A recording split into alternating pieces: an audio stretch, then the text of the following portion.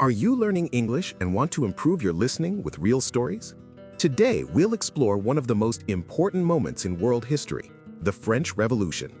Listen carefully, follow the narration, and try to catch new vocabulary in context.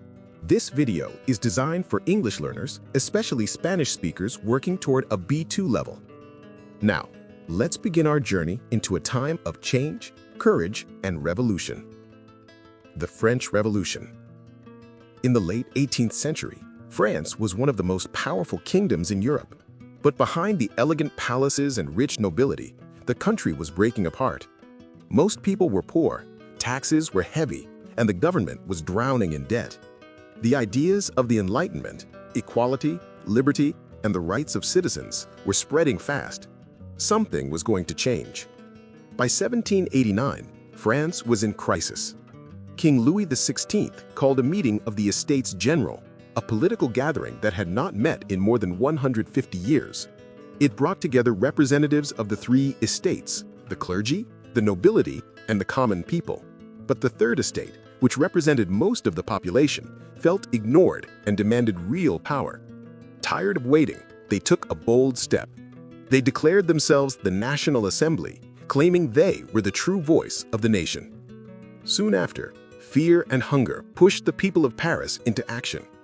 On July 14, 1789, a large crowd stormed the Bastille, a royal fortress that symbolized the king's absolute power. The fall of the Bastille became the first great victory of the revolution and a symbol of freedom for generations to come. The National Assembly began writing new laws.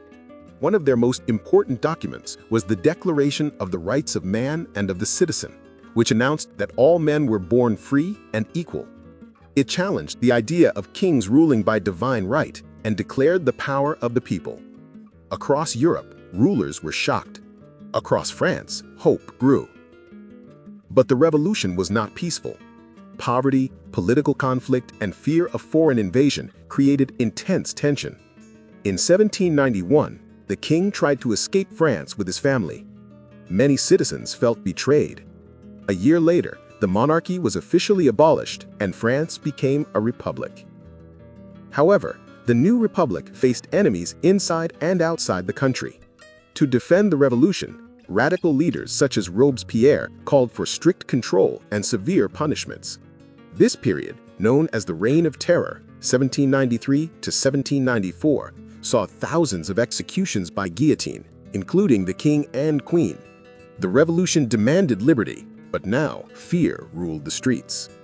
After months of violence, people grew tired of extremism. Robespierre lost support and was arrested and executed. A new government, less radical and more stable, took control. But it was weak and often corrupt. France needed stronger leadership. That leadership arrived in the figure of Napoleon Bonaparte, a talented military general. In 1799, he took power in a coup d'état, ending the revolutionary government. Although he would later crown himself emperor, Napoleon kept some revolutionary reforms, such as equality before the law and modern education systems. The revolution was over, but its ideas continued to shape France and the world. The French Revolution changed history. It destroyed absolute monarchy, challenged social hierarchies, and inspired people everywhere to demand rights and representation. It showed that ordinary citizens could transform a nation. And even today, the values of freedom, equality, and fraternity remain at the heart of modern democracies, a legacy born from one of the most dramatic chapters in human history.